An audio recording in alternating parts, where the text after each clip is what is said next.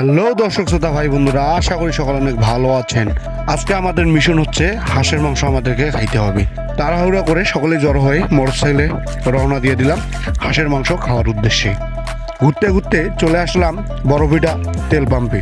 তো এখানে অনেক স্যার আর তেল নেবে। এই হলো আমাদের ফিদ্দুস স্যার, এদিক দিয়ে রতন স্যার, আর এদিক দিয়ে হচ্ছে আমাদের মামা নিরঞ্জন স্যার, এদিক দিয়ে হচ্ছে উজ্জ্বল স্যার আমাদের, আর এখানে হচ্ছে আমাদের বিকাশ স্যার।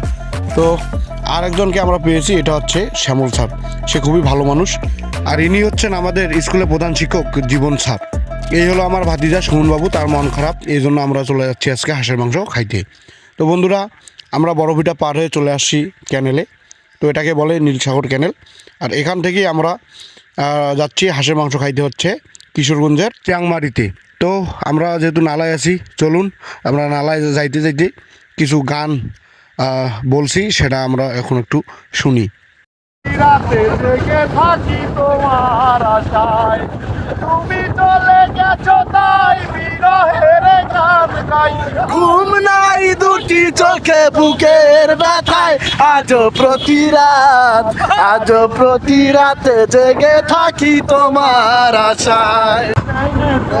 চাহা তুমসে প্যার কিয়া, सब कुछ तुम पे यार अपना भार दिया, मैंने तुमसे चाहा तुमसे प्यार किया, सब कुछ तुम पे यार अपना भार दिया, मर बेसी मेरी यारा न निभाना, मुझे याद रखना कभी भूले न जाना, पारदेसी जाना नहीं, मुझे छोड़ के।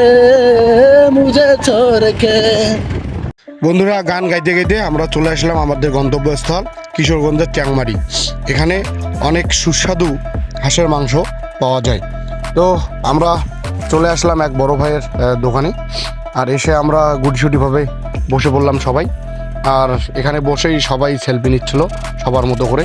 তো আমাদের অলরেডি ভাত চলে আসছে, আর হাঁসের মাংস অপেক্ষায় আমরা আছি যে কখন সে দিয়ে যাবে।